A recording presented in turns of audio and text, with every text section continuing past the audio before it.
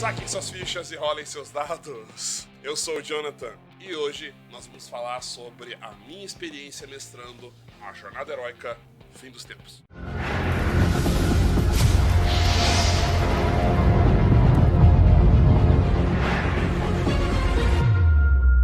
Esse roteiro, esse vídeo foi uma sugestão do ouvinte do canal e também das minhas lives de domingo, sugerindo que eu fizesse alguns vídeos, uma série de vídeos, mais ou menos naquele esquema que eu fiz Coração de Rubi. E eu jurava que eu tinha feito um vídeo desse e eu esqueci. Eu tenho Alzheimer! Eu fiz um vídeo comentando sobre Fim dos Tempos, o arco 1 de Fim dos Tempos, mas eu esqueci. Então, eu resolvi gravar esse vídeo hoje. Esse vídeo não vai ser exatamente no mesmo esquema, porque eu esqueci como que foi tudo na campanha. Eu lembro das coisas, eu sou uma pessoa que eu tenho uma memória muito boa. Eu só não lembro exatamente como as coisas funcionaram. Então, esse vídeo vai ser num esquema diferente, até porque a Jornada Heróica Fim dos Tempos tem um esquema diferente. Mas isso eu vou explicar com o passar do tempo. Essa série de vídeos vai ser em torno de 4 vídeos. Este vídeo, o vídeo 0, é para explicar como vai ser o esquema, falar sobre o meu grupo de jogadores e dar algumas dicas gerais que não envolvem diretamente o que acontece na campanha. Então, até certo ponto, assim, os jogadores podem até assistir esse vídeo sem problema nenhum. Pelo menos eu acho que não tem problema nenhum. A não ser que o mestre ache que qualquer coisa vai ser spoiler, pode até assistir. Até porque tem as strings, cacete. Literalmente a história toda tá lá. Mas as strings têm muitos pontos que estão voltados especificamente para cada personagem jogador, para as características intrínsecas de cada jogador. Apesar de que, assim, o primeiro ato, o ato 1 das Colinas Centrais, é um arco de história que não é para ser muito focado nos jogadores, é para ser focado nas centrais. As Colinas Centrais são o cerne da história e a graça toda é explorar o lugar e descobrir como que as Colinas Centrais são. Então é aprender sobre as lendas locais, é aprender sobre os NPCs, é aprender sobre os costumes da região, tudo isso. Dessa vez eu tô aqui no modo clássico, então eu tô com o meu caderninho aqui, que eu fiz uma anotação, uma lista das coisas que eu quero comentar, pelo menos neste primeiro arco, tá certo? A primeira coisa de curiosidade de Fim dos Tempos é que Fim dos Tempos começou a ser escrito como, na verdade, uma aventura que seria comemorativa do financiamento coletivo do Tormenta 20, porque teve uma das metas extras que era de o Leonel mestrar uma aventura oficial de Tormenta para comemorar o surgimento de Tormenta 20. Mas o Leonel é o Leonel, e ele não tem um cabogilhão de livro publicado à toa. E digamos que a história foi tomando um volume muito maior do que ele esperava e deixou de ser só uma aventura. Virou uma campanha inteira. Uma campanha inteira e canônica. Então, as ações dos jogadores dentro da campanha vão ser oficiais no cenário depois de um tempo, obviamente. A ideia toda da campanha é referenciar locações de filmes trash ou de gosto duvidoso, vai. O arco das Colinas Centrais é para referenciar lugar isolado e caipira. Então seria tipo Massacre da Serra Elétrica, O Segredo da Cabana, jogos como Resident Evil 7. Então, se vocês verem os filmes de referência, que dá para notar alguns bem claros, você consegue captar essa referência e são referências muito legais. Meio que pra adiantar vocês a ideia toda, então a gente tem essa de lugar isolado cheio de caipira. Arco 2, que é o arco de Valkyria, é focado em cidade. E o arco 3 vai ser focado em floresta e provavelmente espaço. Filmes bons que dá pra notar assim logo de cara, que tem como referência: O Massacre da Serra Elétrica, Fogo no Céu, Contatos Imediatos do Terceiro Grau, O Sacrifício ou Midsommar, Ilsa, a Guardia Perversa da SS. O próprio Leonel diz que este filme é de extremo mau gosto, tá? Eu até hoje não consegui passar muito dele porque o tema dele me dá aflição, mas eu ainda vou assistir. Então eu sugiro que todos assistam. Sobretudo, Ilsa é um filme que dá pra vê no YouTube, tá? Ele é um filme que eu acho que já perdeu o direito autoral. Não perdeu o direito autoral, caiu em domínio público. Então por causa disso, dá pra assistir no YouTube de boa. Pelo menos nas streams, Fim dos Tempos envolve conexões com os NPCs. Então, os personagens jogadores interagindo com a população das centrais e criando laços com eles. Podem ser laços bons ou laços ruins, mas, de qualquer maneira, eles sentindo uma conexão entre todo mundo. E isso é muito importante, sobretudo para ter um impacto mais forte no final. É mais ou menos o esquema de plot twist que eu expliquei pra vocês quando eu tava falando de Coração de Rubi e que o Ezequias tinha que ter mais participação no começo da aventura pro impacto no final ser maior. Mestre, se os seus jogadores não têm muito costume de interagir com o NPC ou de tentar criar laço com o NPC, tenta forçar isso um pouquinho mais. Eu acho que um dos... Não é bem um pecado, mas isso foi uma coisa que foi aprimorada aqui nessas outras duas jornadas heróicas. Com o passar do tempo, se aprende a fazer as coisas melhor. Então, o Fim dos Tempos sofreu um pouquinho com o pioneirismo, mas ele já tinha um avanço muito maior com a jornada heróica anterior, que foi Coração de Rubi. Guerra Artoriana chegou com uma proposta muito mais organizada e com um layout interno da campanha muito mais claro. Então você consegue definir e distinguir bem as partes, você consegue achar fácil certas informações, porque elas estão destacadas em certos pontos, com um jeito de organizar tudo bem bonitinho. Já a Libertação de Valkyria aprendeu muito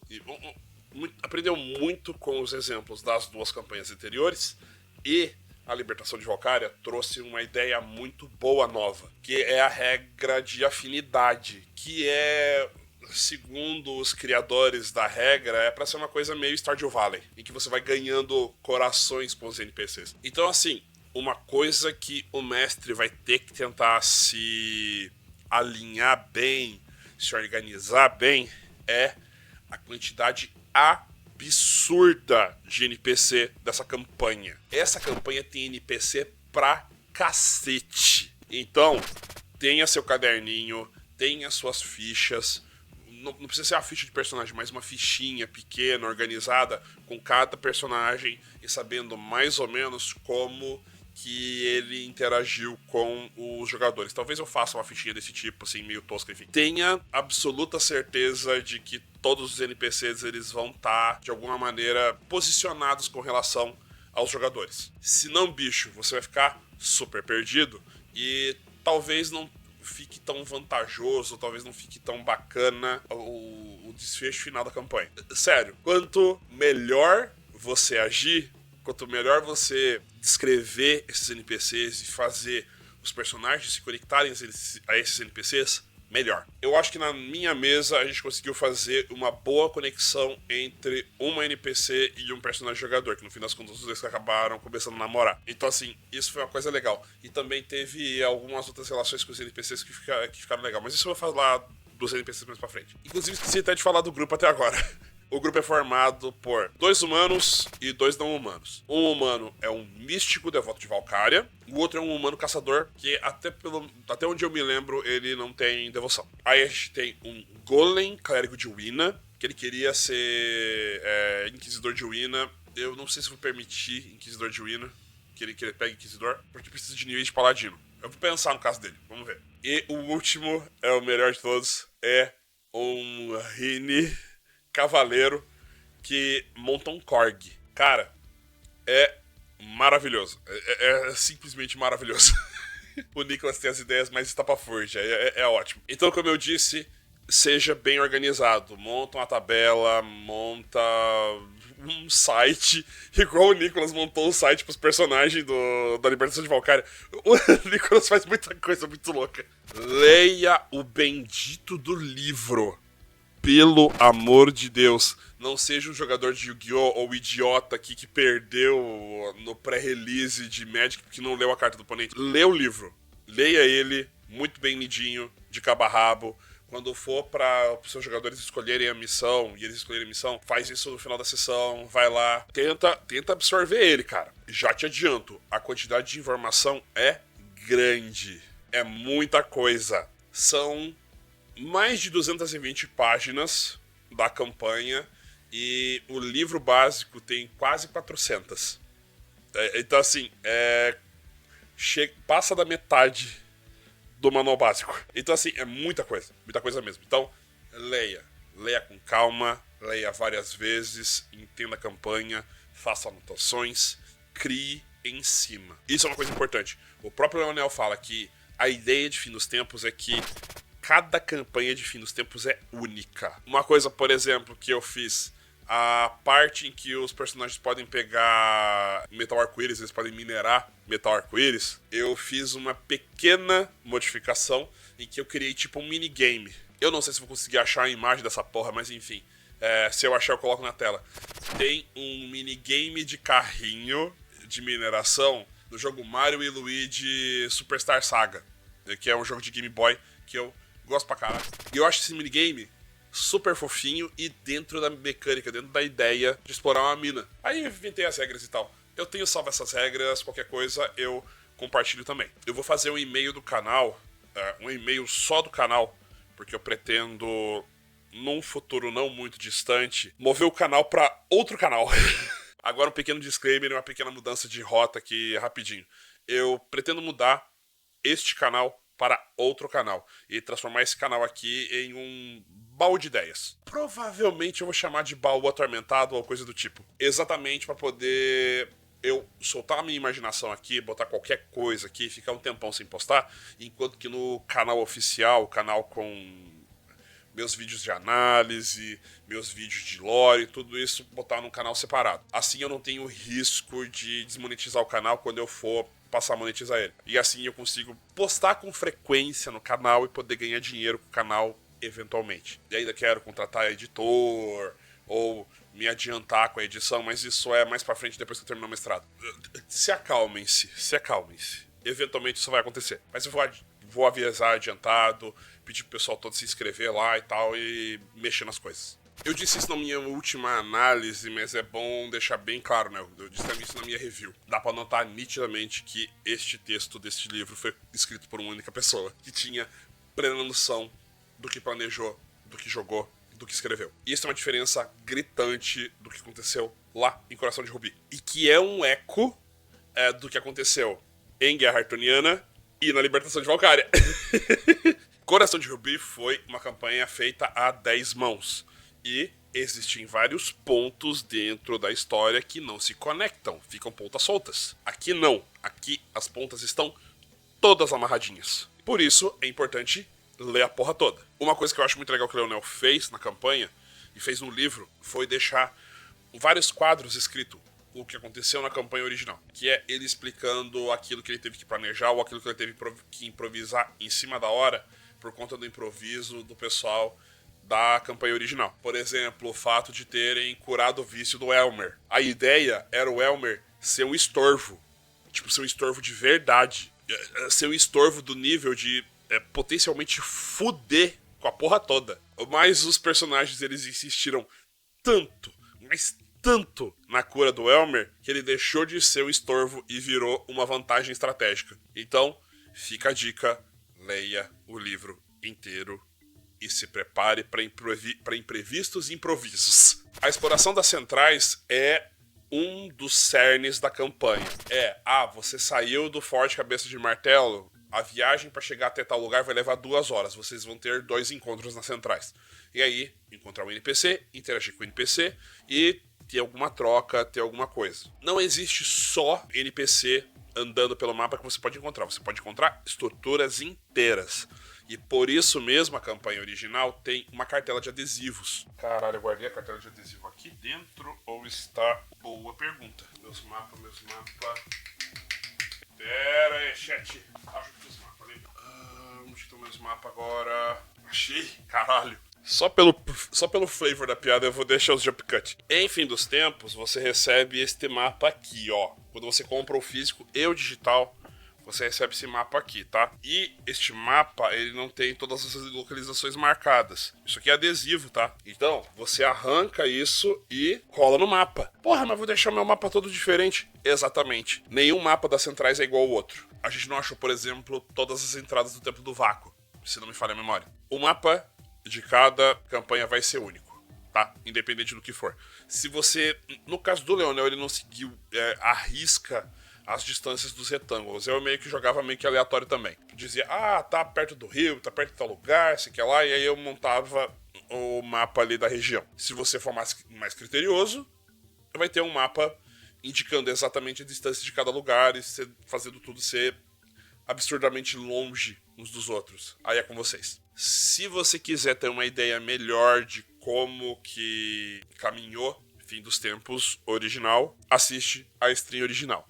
Também tem como sugestão assistir a stream do Victor Lucky, que é o End of Times, porque foi jogada em inglês, porque o Victor Lucky vive no Canadá, tem uns amigos que falam inglês e eles jogaram Tormenta 20 com esse rapaz lá. Então, se vocês quiserem, assistam o End of Times. Só cuidado que não é esse grupo de jogadores, os jogadores de Fim dos Tempos, tá?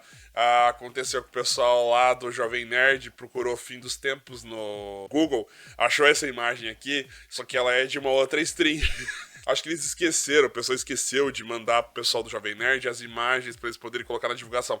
A galera pegou e procurou qualquer coisa no YouTube, pegou o primeiro grupo que apareceu. E por fim, particularmente eu não gosto muito do esquema gráfico que ficou em Fim dos Tempos. Eu sei, a ideia era ser algo que fosse lotado de fanart, mas ficou estilos de arte completamente desencontrados. Tem uns estilos de arte assim que não ficou assim muito bom.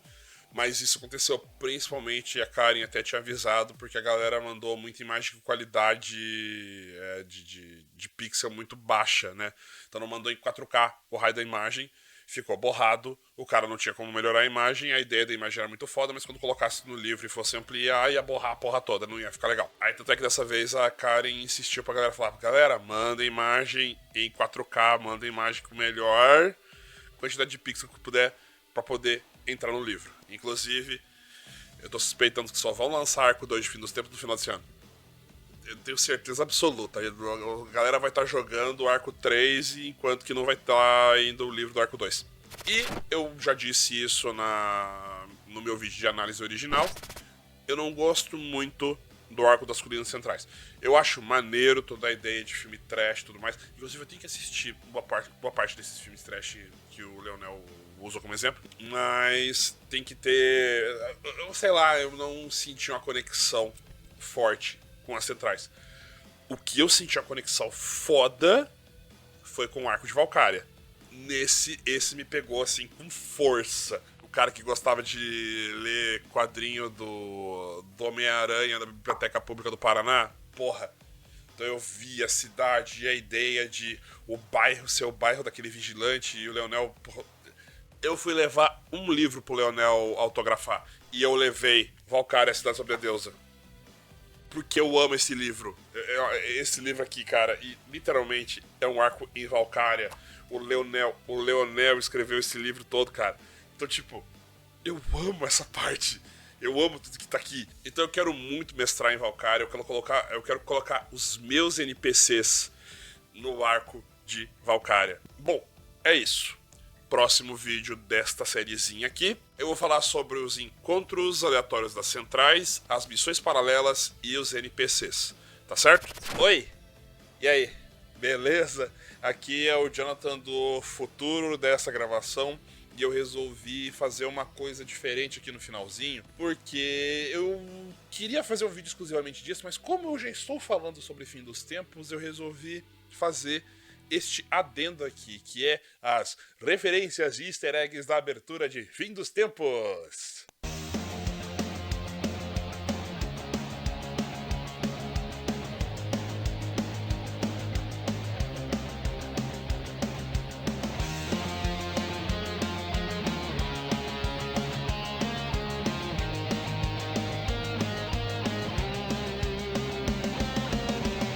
Pra quem acompanha Fim dos Tempos com razoável frequência, né, que é quando o pessoal faz os vídeos ou você tá assistindo os VODs todos no canal da Jambô, você tá ligado que a partir de um certo ponto da campanha de Fim dos Tempos eles começaram a ter um vídeo de abertura, em que basicamente é uma abertura de anime.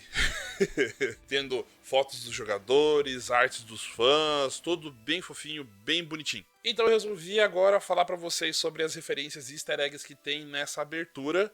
Se você caiu agora de paraquedas em Fim dos Tempos, você começou a acompanhar agora e não viu as lives que eles fazem, as rolagens abertas, né, que são lives de conversa e para normalmente ver as artes dos fãs. A primeira coisa muito importante para vocês tocarem é que, tipo, um sonho, entre aspas, do Leonel sempre foi ter a campanha de RPG com uma abertura de anime. Não era um sonho dele até se realizar, vamos dizer assim. Outra coisa que ele queria também é que fosse com uma música de punk rock, porque, se você não sabe, o Leonel é fã de Ramones. É tão fã de Ramones que só um dos NPCs mais famosos dele, que é o Senomar, o nome é Ramones de trás pra frente. Então, o Leonel é muito fã de Ramones. Então, nós temos a abertura de Fim dos Tempos exatamente com isso. Tanto uma abertura de anime quanto uma música de punk rock inspirada em Ramones. Pra quem é entendido de música, não é o meu caso, mas que eu vi muita gente comentando, a música é simples, com batidas simples, o que é bem o estilo de Ramones mesmo. Na abertura de Fim dos Tempos, você consegue ver que nós temos os jogadores, né, os 5 integrantes, todos cantando, né, ou pelo menos tocando a música de abertura. A primeira coisa que você vai notar são os visuais de todos os personagens. A gente tem a Ayla vestida de Avril Lavigne, o Hector vestido de Jimi Hendrix, a Kiki vestida de Slash, o Arius vestido de My Chemical Romance, né, do visual que eles usam no álbum Black Parade, que inclusive faz bem a cara do Arius, já que ele é meio emo do time, e o Ignis de Elvis. Porra, por que o Elvis? Porque o Elvis não morreu. E o pequeno grande easter egg que você vai notar bem aqui, já tá logo aqui de cara. Eu vou dar 5 segundos para vocês pensarem no que tem de diferente aqui. Não sacaram? Bom, ela tá tocando teclado. Não tem teclado na música. Ela tá mentindo que ela tá tocando. Entendeu? Outra referência é que a logo dos Cães das Colinas é uma referência direta à logo dos Ramones. Quando tá tocando a música e tem o visual do pessoal na plateia, você consegue ver o Paladino de Arton, o Goblin do Cantinho, óbvio, o Rude, que é o dono da estalagem do Macaco Caolho, o Torque e uma personagem de cabelo cacheado. Eu acredito que seja a Goblin Achacha, por causa do cabelo cacheado, que é uma personagem que aparece em LED, mas eu não tenho certeza. Personagem andando num globo sem parar, isso aí é uma referência a uma grande quantidade de encerramentos de muito anime. Dá pra citar aí Dragon Ball e Sakura Card Captors, por exemplo. Em um certo momento você consegue ver o Chevre e o Tim, que são os personagens, respectivamente, do Azaghal e do Jovem Nerd, quando eles participaram do primeiro arco de Fim dos Tempos. E pelo menos o Tim é uma referência a Monty Python, tá? Quando aparece o trecho que cada personagem rola um dado, você consegue notar que o Hector tira um 20, enquanto que o Arius tira um 5, que é o valor que ele mais tira na mesa. Inclusive daí saiu o meme 5 a 20. O inseto com a cara do Leonel é uma referência ao Mutuca, um NPC completamente não intencional que entrou pro time. Como eu disse, a maior parte das imagens de foto Polaroid, tudo é imagem de arte dos fãs. Segundo o Leonel, as fotos dos jogadores que eles tiram, né, que tem até as fotos deles assim em algum lugar fazendo pose, isso foi tudo foto não intencional. Eles pediram pra eles pra tirarem as fotos, e que a maior parte do pessoal achou que era pra fazer as thumbnails, né? Se vocês notam as thumbnails dos vídeos de Fim dos Tempos, tem todos a cara de um dos jogadores, e eles acharam que era só pra isso mesmo, mas no fim das contas foi pra montar o clipe sem eles saberem. Cada temporada tem uma pequena variação da letra. Hoje eu já sei que esse é o meu momento nas colinas centrais. Tem fada mentirosa, tem um guerreiro sortudo e uma medusa tocando um tamborim. Tem um ladrão de rabos, mil demônios empalhados e além de tudo isso tem Hoje eu já sei que esse é o meu momento na maior das capitais. Tem fada mentirosa, tem um guerreiro sortudo e uma medusa tocando